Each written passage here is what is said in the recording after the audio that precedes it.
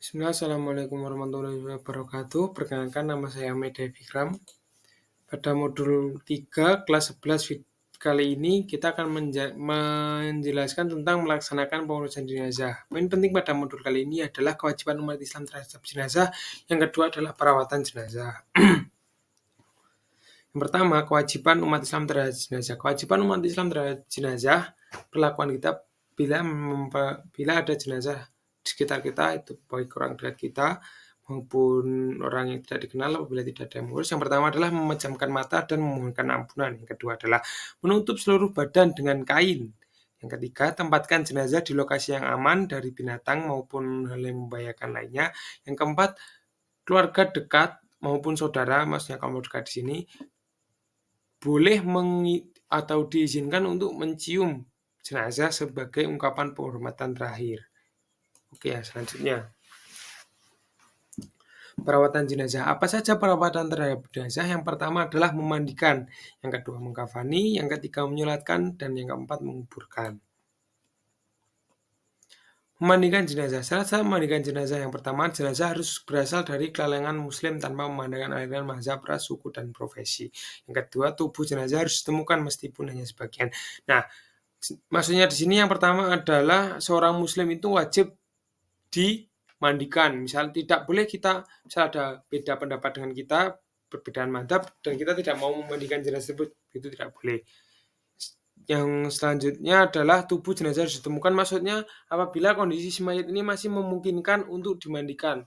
Misal ada kecelakaan maut atau terkena ledakan bom, mungkin gitu kan tidak mungkin untuk dimandikan, jadi boleh dimandikan. Yang selanjutnya adalah yang berhak memandikan jenazah.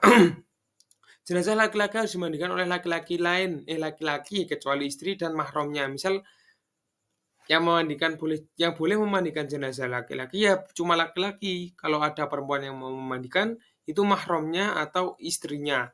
Mahramnya siapa? Kakak kandungnya, ibunya. Begitu juga yang perempuan yang harus memandikan yaitu perempuan. Kalau ada laki-laki yang memandikan ya boleh siapa? Suaminya, bapaknya, kakak kandungnya, anaknya. Jika suami dan mahramnya lengkap, suami lebih berhak memandikan istrinya, begitu juga sebaliknya. Jadi diutamakan yang memandikan jenazah itu suaminya atau keluarga dekatnya. Misal ada bapak ya berarti anaknya, misal ada ibu berarti juga anaknya, misal ada anak ya ibunya, begitu. Anak kecil dapat dimandikan oleh laki-laki atau perempuan dewasa. Nah, misal ada anak kecil yang meninggal boleh dimandikan bukan mahramnya. Penjelasannya, misal ada anak kecil meninggal, yang memandikan itu pengurus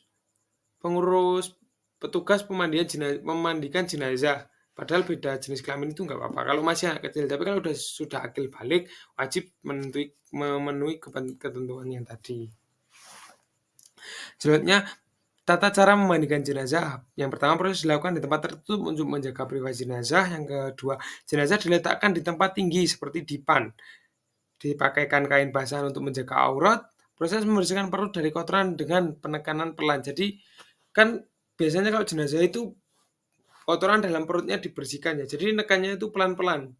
Yang selanjutnya mengganti sarung tangan sebelum membersihkan mulut dan gigi jenazah. Jadi sarung tangan yang sudah dibuat membersihkan tadi itu kalau membersihkan mulut dan gigi itu diganti sarung tangannya. Yang kedua, mewudukan jenazah dan membasuh seluruh badannya. Jadi jenazah diwudukan. Yang ketiga, silakan membasuh jenazah 3 hingga 5 kali menggunakan air dingin. Silakan. Jadi pada saat kondisi umum lebih baik menggunakan air dingin. Apabila ada kondisi yang tidak memungkinkan, kondisinya sangat dingin misalnya di kutub utara atau di Eropa pada musim salju itu boleh menggunakan air hangat. Proses memandikan jenazah dilakukan dengan penuh kehati-hatian dan mengikuti aturan-aturan syariat. Jadi pada intinya kita sebagai umat muslim memperlakukan jenazah itu layaknya memperlakukan orang hidup, harus penuh kehati-hatian sebagai bentuk penghormatan kita terhadap jenazah tersebut. Yang selanjutnya adalah mengkafani jenazah. Yang pertama tentu sumbernya. Jadi untuk pembelian kain kafan diambilkan dari harta si mayit. Apabila tidak mampu bisa digunakan kas masjid, RT atau RW dari sumber yang sah. Apabila ada emang yang dialokasikan dari sumber-sumber yang telah disebutkan untuk pemandian jenazah, apabila si mayit tidak mampu boleh digunakan. Nah, apabila tidak ada, wajib bagi seorang muslim yang mampu untuk membiayai kain kafan jika tidak ada sumber yang lain. Jadi kalau ada di daerah sekitar situ tetangganya misalnya ada yang mampu membelikan kain kafan, dia harus membelikan kain kafan untuk menghormati jenazah tadi.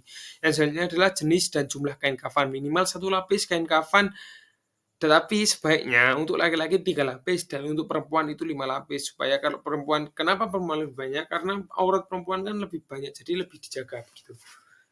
Nah, kondisi yang tidak memungkinkan itu bagaimana? Misalnya ada bencana besar begitu, mayatnya banyak, si mayat ini banyak banget, ribuan, dan kain kafan di daerah itu tidak mumpuni. Jadi, misal ada satu kain kafan cukup untuk satu orang, ya nggak apa-apa, nggak harus tiga. Tapi pada kondisi normal, kondisi umum, itu sebaiknya tiga untuk laki-laki, 5 perempuan. Dengan proses pengafanan jenazah, kain kafan dihamparkan, kemudian ditaburi kapur baru kalau di Indonesia, kemudian satu tutup, jenazah diletakkan di atas kain dengan tangan dilipatkan di atas, di posisinya seperti ya sudah diketahui oleh masyarakat umum, seperti diletakkan dada, kain satu, kapur barus, kain dua, kapur barus, kain tiga, nah begitu.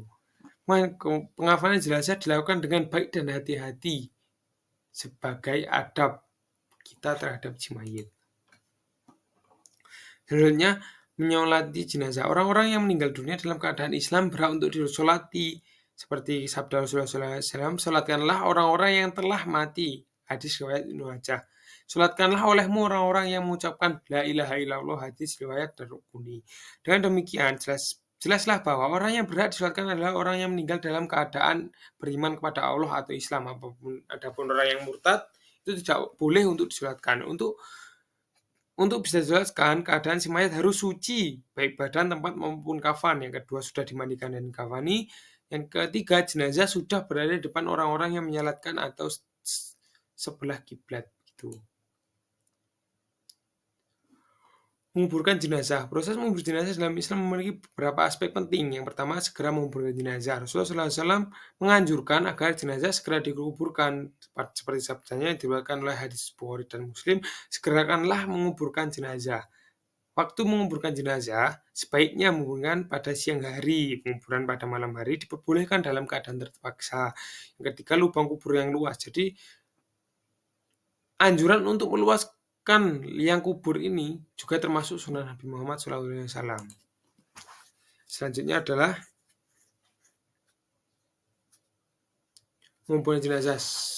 Syariat atau sunnah selanjutnya adalah diperbolehkan menguburkan 2 atau 3 jenazah dalam satu liang kubur sesuai praktek setelah perang Uhud. Jadi dalam kondisi tertentu seperti tadi yang sudah saya sebutkan, yaitu bencana, satu liang kubur itu boleh untuk banyak jenazah. Tapi pada kondisi umum, masyarakat umum dan kondisi normal, sebaiknya satu jenazah saja satu liang lahat. Walaupun 2 atau 3 itu tidak menyalahi syariat, kan kalau di masyarakat umum belum tentu semuanya tahu dan paham. Jadi nanti takutnya ada pandangan yang buruk.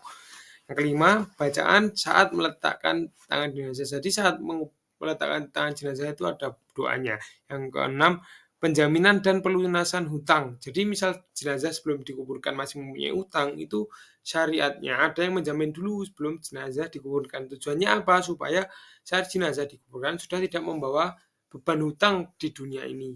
Jadi biasanya diumumkan apakah ada yang masih punya hutang atau piutang terhadap jenazah, nanti biasanya ahli waris atau yang mampu dari keluarga atau yang ikhlas dari umat muslim untuk menjaminkan jenazah tersebut. Yang selanjutnya adalah soal evaluasi. Selanjutnya adalah kesimpulan. Yang pertama, kewajiban terhadap jenazah antara lain memandikan, mengkafani, menyolati, dan menguburkan. Yang kedua, yang berhak memandikan jenazah adalah keluarga terdekat seperti bapak, ibu, suami, atau istri. Yang ketiga, jumlah kain kafan bagi laki-laki disunahkan 3 helai dan bagi perempuan 5 helai. Yang keempat, tata cara sholat jenazah berbeda dengan sholat biasa. Sholat pada sholat jenazah tidak ada ruku dan sujud, hanya 4 kali takbir dan diselingi doa. Nanti selengkapnya dapat dilihat di buku paket. Kenapa pada pembahasan ini tidak menjelaskan secara detail? Karena sudah dijelaskan pada modul sebelumnya.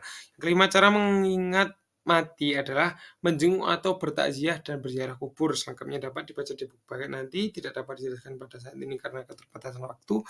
Yang keenam, mengurus jenazah hukumnya fardu kifayah, yaitu kewajiban secara bersama-sama atau gotong royong. Nah, berikutnya adalah soal evaluasi.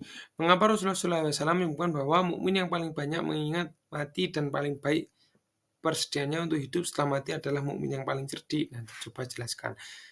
soal nomor 2 sebutkan hal dapat dibaca dan dipahami soalnya. Nanti untuk jawabnya dapat dikumpulkan di di situs resmi PKBM Peduli Ilmu. Yang soal terakhir ini saya bacakan, memandikan, mengkafani, menyolati, dan menguburkan jenazah seorang muslim bukunya ada fardu kifayah. Apa fardu kifayah itu? Nah, nanti dapat dicari di berbagai sumber atau di buku paket jelas ada. Yang selanjutnya adalah pertanyaan dan diskusi. Jika ada hal yang perlu ditanyakan atau didiskusikan, nanti dapat didiskusikan dengan pengampu mata kuliah pendidikan agama Islam. Mungkin cukup sekian dari saya. Saya Ahmad Fikram undur diri. Wassalamualaikum warahmatullahi wabarakatuh.